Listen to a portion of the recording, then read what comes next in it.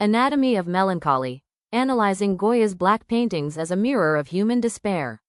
Imagine waking up in a silent stone house, where the walls no longer reflect the world outside, but instead reflect the mind within. 14 haunting visions stare back at you, painted directly onto plaster that will never be exhibited, never sold, never explained. There is no audience here. Only presence, only silence. This was the final world of Francisco Goya. The Quinta del Sordo, the house of the deaf man, was not just a dwelling. It was an enclosure of thought, a psychological chamber where one of history's greatest court painters withdrew from public life and began a private confrontation with the darkest edges of human experience. What remains today, known as the Black Paintings, is not simply a series of artworks. It is a descent recorded in pigment, the walls of a broken mind. Goya did not paint these images for patrons, critics, or history. He painted them for himself, or perhaps more accurately, through himself.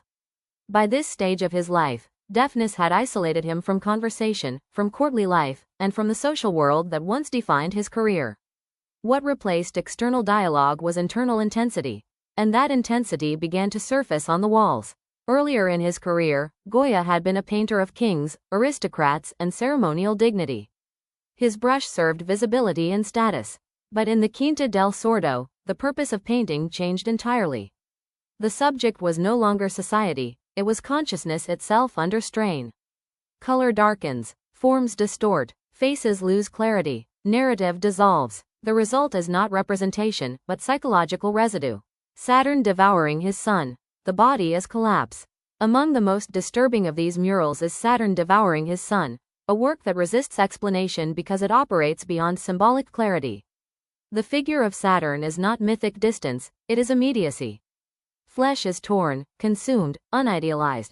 There is no compositional beauty to soften the act, only urgency. What makes the image so unbearable is not only its subject matter, but its execution.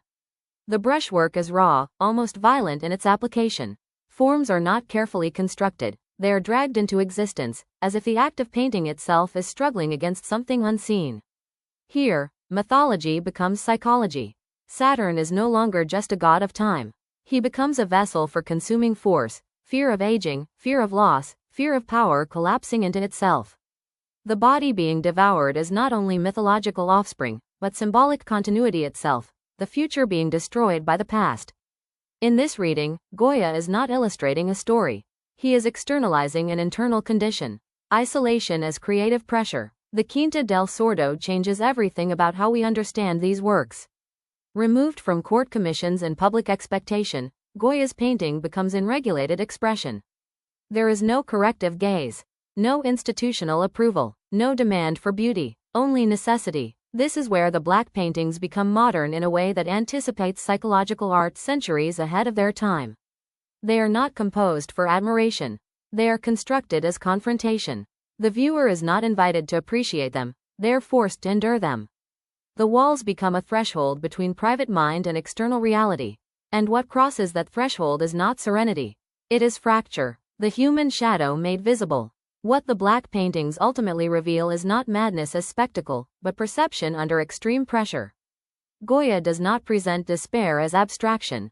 He gives it weight, texture, and proximity. The figures are not symbolic, they are immediate, unstable, and unfinished, as if they might dissolve if looked at too directly. This is what makes the series feel modern even today. It anticipates a world where psychological interiority becomes central to artistic expression. Where the subject of art is no longer only what is seen, but what is endured internally. In that sense, the Quinta del Sordo is not a house of madness. It is a record of sustained witnessing. Conclusion. Painting as survival. By the time Goya painted the black paintings, he had moved beyond the language of courtly representation. What remained was not refinement, but necessity, the need to externalize what could no longer remain contained. The walls of the Quinta del Sordo do not offer answers. They document pressure, and in doing so, they transform despair into something paradoxically structured, not resolved, not healed, but made visible. So we return to Goya's final legacy not as a court painter, not as a political satirist, but as something far more unsettling.